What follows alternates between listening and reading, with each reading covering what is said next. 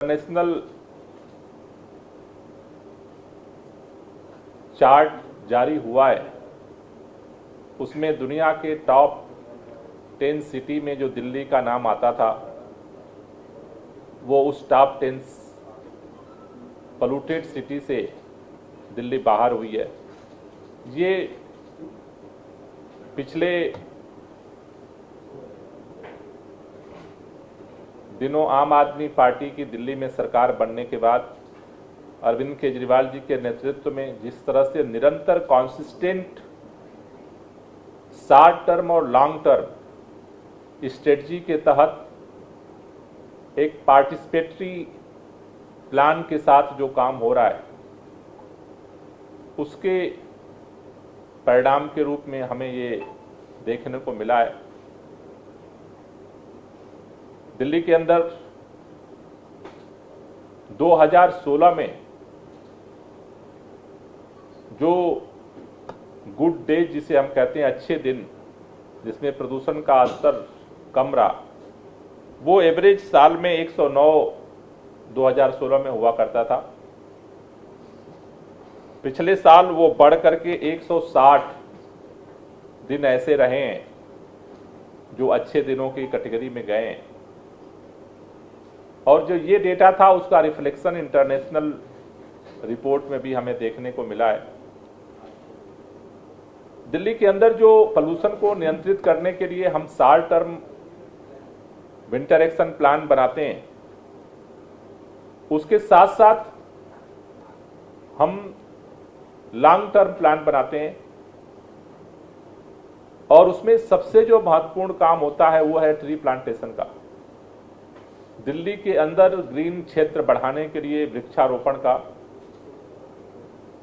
जिसका एक अस्थायी तौर पर एक महत्वपूर्ण रोल है। दिल्ली के लोगों ने इसमें भी महत्वपूर्ण भूमिका अदा की है, सभी एजेंसियों ने महत्वपूर्ण भूमिका अदा की है। आज हमने अगले 1 साल के लिए दिल्ली में वृक्षारोपण की कार्ययोजना तैयार करने के लिए दिल्ली की 30 से ज़्यादा जो अलग अलग विभाग हैं, उनके साथ हमने ये ज्वाइंट बैठक आज की, जिसमें फॉरेस्ट डिपार्टमेंट,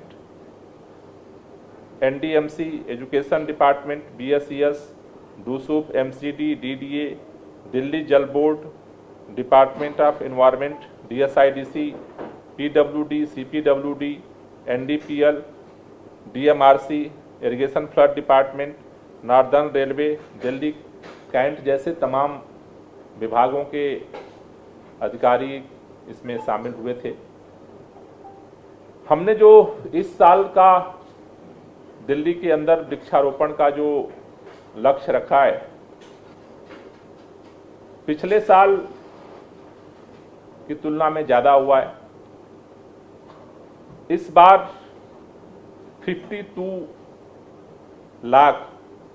लाख हमने दिल्ली के अंदर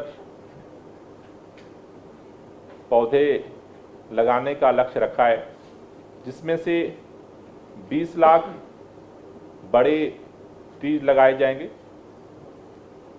25 लाख अलग अलग झाड़ियां, श्रब्स लगाई जाएंगी और 7 लाख का हम लोग वितरण करेंगे लोगों को जो अपने अपने घरों में, कॉलोनियों में ले जा करके पर्सनल लगाते हैं।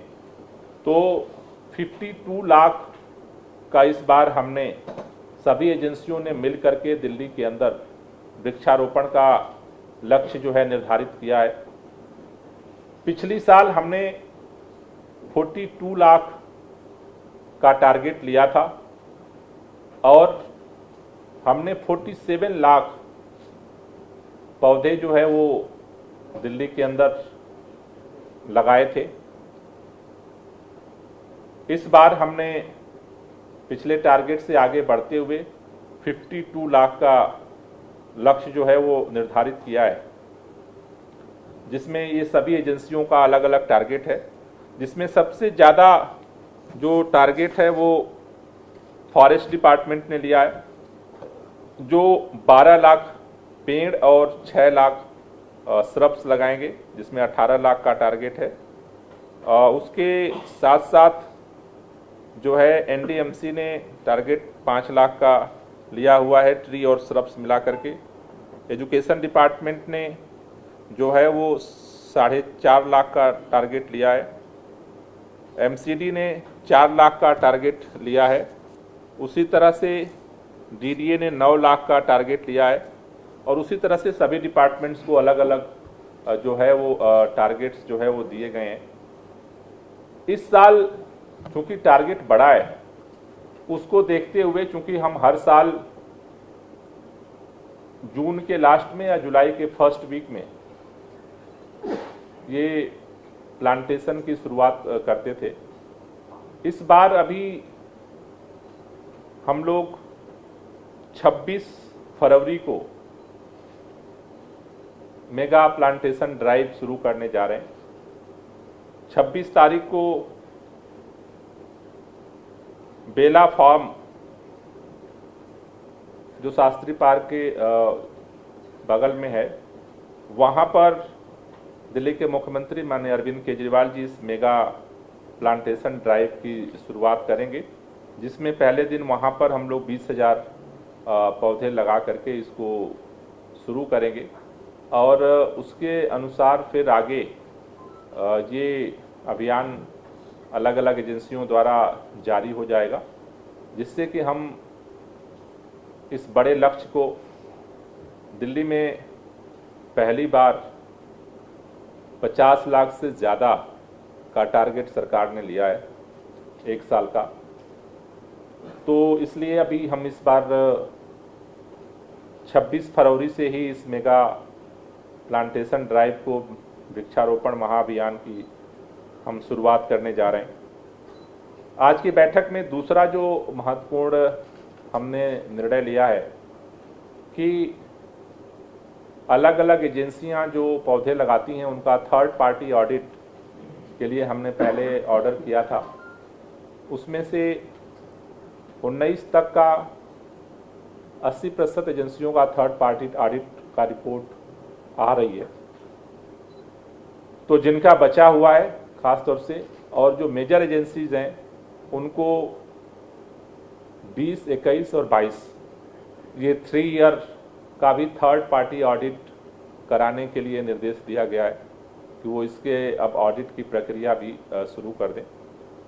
साथ ही साथ हमने आज ये निर्णय लिया है कि एक कमेटी बनाई जाएगी जो थर्ड पार्टी ऑडिट में जो रिपोर्ट आ रही है, जैसे किसी एजेंसी की आ रही है 50% सर्वाइवल रेट है, किसी की 60% आ रही है, किसी की 35% ही आ रही है, तो ये कमेटी इस पूरे सर्वाइवल रेट जो है उसकी स्टडी करेगी और किस जगह पे और किस तरह के पौधों के सर्वाइवल रेट ज़्यादा है और किस जगह पे और किस तरह के पौधों का सर्वाइवल रेट कम है, इसका एनालिसिस करेगी। और उसके अनुरूप फिर हम स्ट्रेटजी बना करके सभी एजेंसियों को डायरेक्शंस करेंगे कि अगर इस तरह की ज़मीन है तो वहाँ इस तरह के पौधे लगाएं, जिससे कि सर्वाइवल रेट को बढ़ाया जा सके। तो उसके लिए एक हमने एक्सपर्ट्स कमेटी बनाने का आज डायरेक्शन दिया है, जिसके आधार पर हम आगामी दिनों में अपने सर्वाइवल रेट को बढ़ा सकें।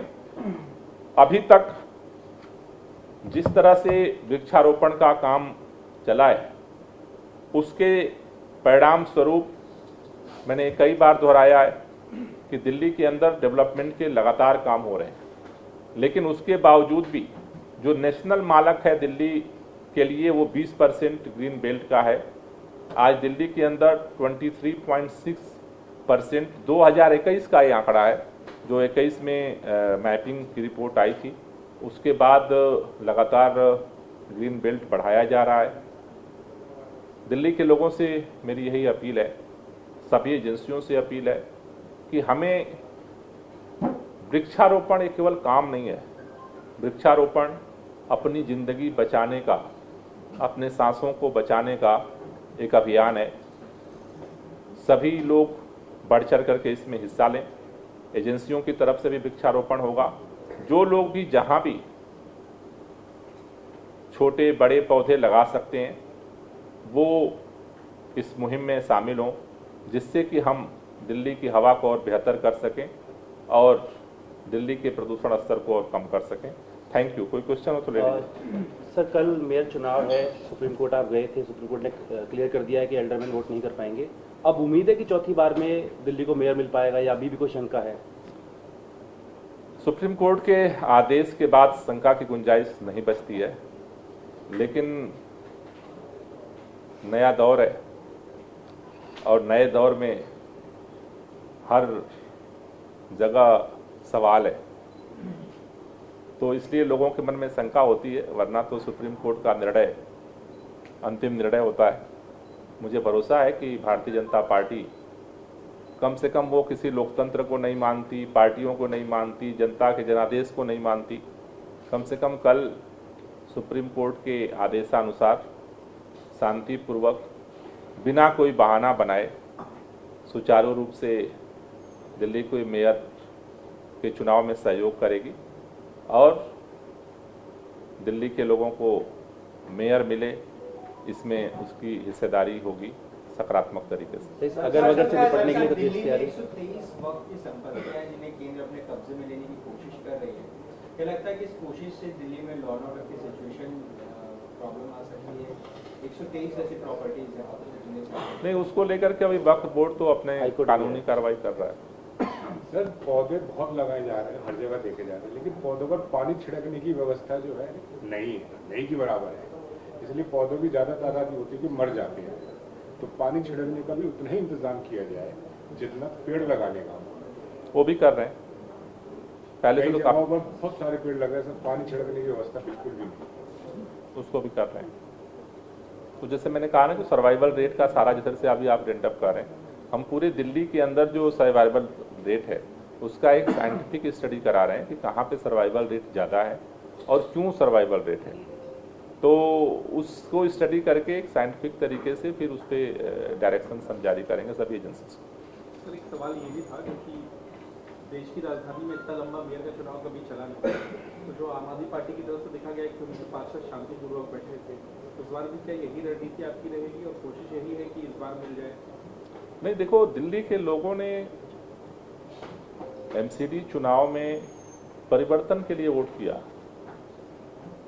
और हमारी यही कोशिश ये है कि शांतिपूर्वक तरीके से चुनाव हो और हम चाहते हैं कि शांतिपूर्वक, जैसे सारे चुनाव शांतिपूर्वक होते हैं उसी तरह से चुनाव होने चाहिए। हम सुप्रीम कोर्ट का जो निर्णय है उसमें पूरी तरह से उसको पालन करते हुए हम पूरी तरह से सहयोग करेंगे।